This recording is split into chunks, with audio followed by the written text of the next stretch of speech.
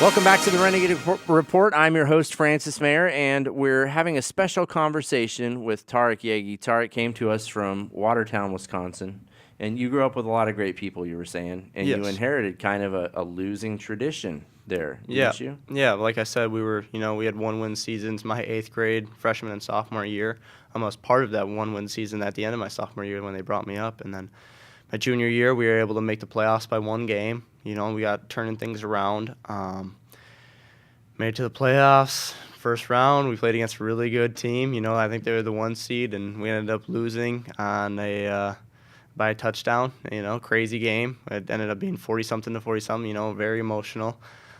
Senior season, lost one game in the regular season, go to the playoffs, and lose to a dominant Wanakee team that ended up losing in state that year, but the past 3 years they had won it. So, we had to change it around. We were kind of the class above us in our class. We're kind of the class that came in and said, hey, we're going to do it different. We're going to work harder in the weight room. We're going to work harder in the off season.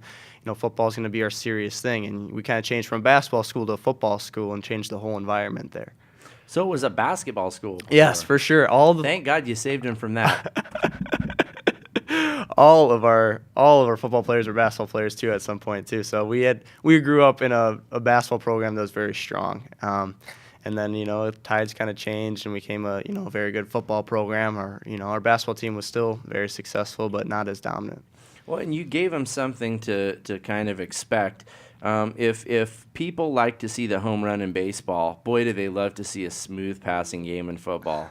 There's nothing more magical than watching a young man or an older dude, depending on who's on the field this week for the Browns, sling a football down the field and watch a guy jump in the air, twist his body, defy physics, grab it, and then run down the field. It's incredible. It's one of the great spectacles in sport. Yeah. Right? Yeah. I mean, football is the ultimate team sport. It takes all 11 guys on the same page to make it work. It So. absolutely does. Now, we lacked a little bit of that this year on the Renegade team, and we'll get to that. But first, to wrap up your career in Wisconsin, you decided to take football more seriously. You say that the football program in Watertown has chosen to take things a lot more seriously.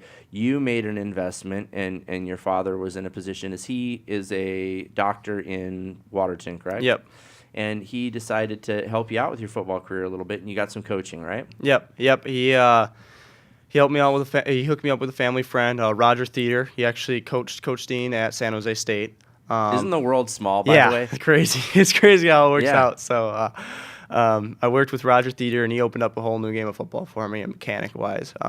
Stuff that I had no idea about, how you're throwing a football and how to get the best out of your arm and out of your lower body. And I truly owe him a lot to what I've accomplished, and I'm very grateful for what he's shown me. I had a chance one time, and I'll treasure it forever, and I will bore people with the story until I'm dead, especially because his little brother is the Raiders quarterback now. But I got to play catch with Dave Carr once, and his buddy, a receiver at Fresno State, was like, Dave, show him what's really up. And, he's effortlessly flipping the ball like out of his ear. The amount of time from here to releasing the ball was abnormally quick. Yeah. Like it just pops out of his hand. And it doesn't look like you and your buddies rearing back at the park throwing a football. A true professional quarterback, it's an interesting movement, but it looks very complicated. And those are things you needed to learn. Yeah, definitely. Right? I'd say I was kind of, sometimes I'd wind the ball up, kind of a Tim Tebow thing. Why is that bad? Show us just sitting there why that's bad. Well, when you drop the ball to throw it, you take a lot of time. And so a cornerback or a safety is watching when you break.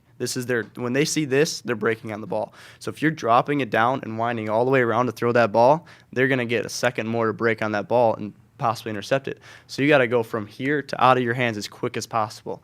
That was one thing that I had to learn. And then also that your core and your lower body is where you get most of your power from a football.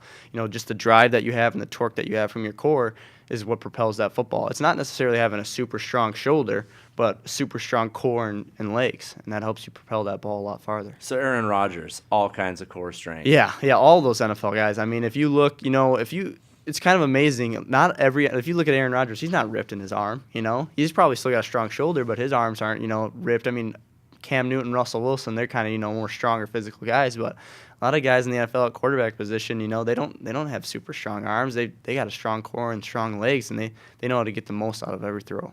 And it is about mastering emotion.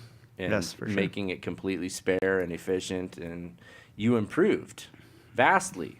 So take us into the senior season. And after the junior year, was there interest in you as a college prospect? Yeah, so Minnesota, Wisconsin, and Northern Illinois were kind of the big three that I was talking to my junior going into senior season.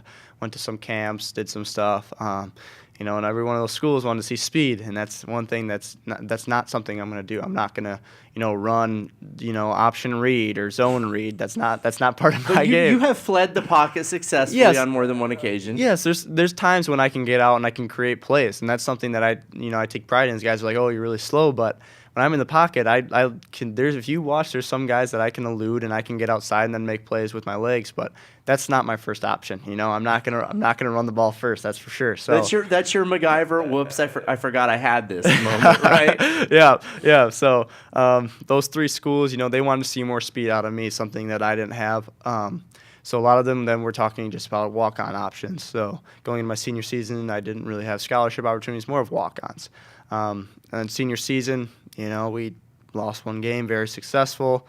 Had a very, very good year, very fun year with the guys that, are true friends to me. And after the season, kind of disappointing, kind of like, hey, it's not going to happen. I'm not going to have this Division I opportunity, so here are your options. I wasn't talking to many D2 schools because in Wisconsin, the D2 schools in the area are almost just as good as D3 schools. They're kind of the same. So to pause real quick, were you the hope to make it off of, because I know how that is in a small community. I came from a small town. The high school football team beats the team from down the road that constantly kicks our teeth in, and you're like, these guys should be playing in the NFL. Yeah. Right? Well, yeah. There's a lot of local hope, right? Yeah. So actually, after my recruiting, we had David O'Gorman, a defensive lineman underneath me, who ended up getting a walk-on opportunity at Northern Illinois. So, and then wide receiver also got a walk-on opportunity at Northern Illinois. So after I went through, then all of a sudden guys started getting it. And so, if we would have been maybe a stronger program, may have gotten out, maybe. But I don't regret or wish something different's happened. I love where my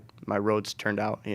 I've been shown a lot of different things that a young man sometimes doesn't have to go through, and I'm appreciative that I've been shown those. I can grow from them each day, and so it's kind of a blessing in disguise for me. Well, and it's humbling for me, who's closer to 40 than 30, to be taught so much humility from such a young man. I've always appreciated watching you, Tarek, but it's another thing to hear you speak about it. I know it hasn't been easy, and we'll skip towards college and explain that. This is what I heard. This is how I heard about you. Somebody called me and said, "Dude, we're getting the Gatorade Wisconsin State Player of the Year as our quarterback next year." What? Like I was very excited.